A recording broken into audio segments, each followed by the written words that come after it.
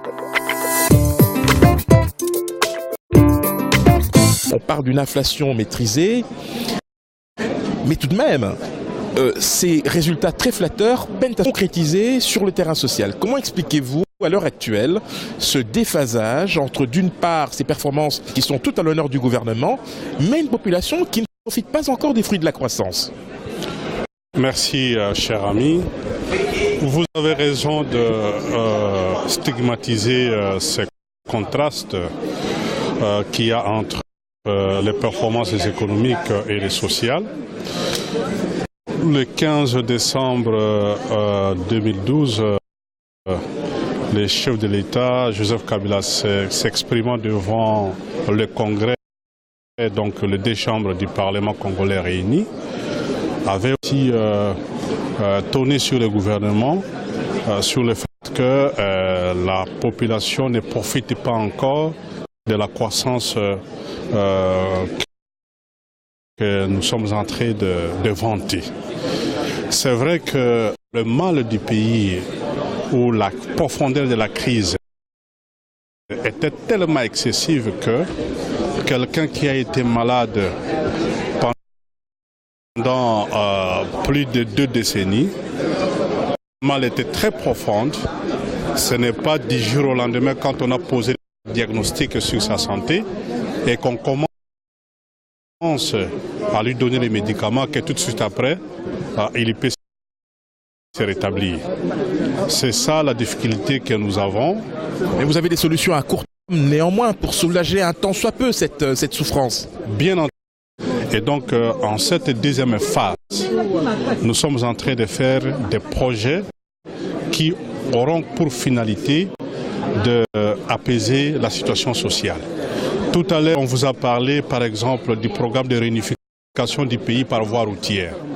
Il y a des coins dans notre pays qui, pendant plus de 2 décennies, ont été complètement enclavés. Il y a des enfants dans certaines parties des provinces qui ont plus de 15 ans. Toute leur vie, ils n'ont jamais vu un véhicule passer. Parce qu'il n'y avait pas de route.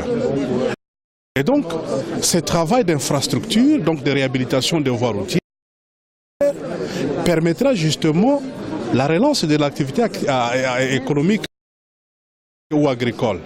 Parce que là où nous avons amené des routes, maintenant, au cours de cette campagne agricole, les gens ont commencé à emblaver de grandes superficies pour qu'ils puissent accroître la production parce qu'ils sont convaincus que les commerçants viendront avec leurs camions chercher les produits dans les campagnes.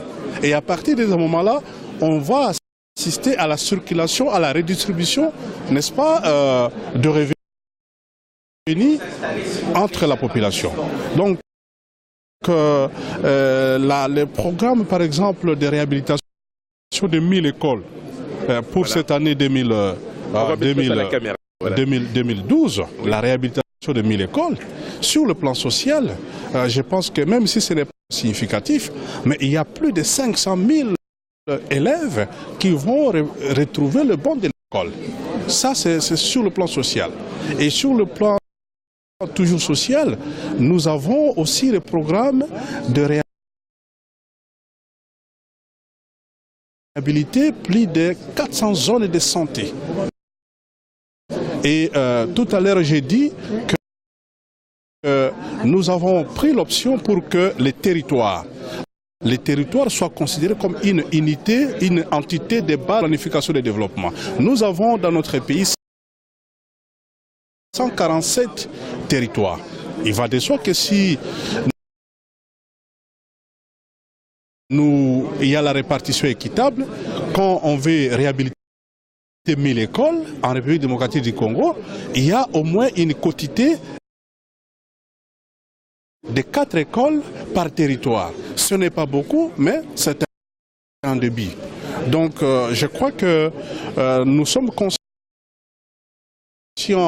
de ce paradoxe entre la croissance que nous vantons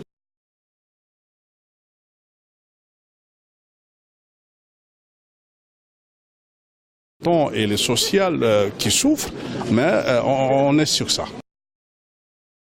Merci infiniment, Excellence. Je rappelle que vous êtes le ministre congolais de l'économie. Merci. Merci à vous.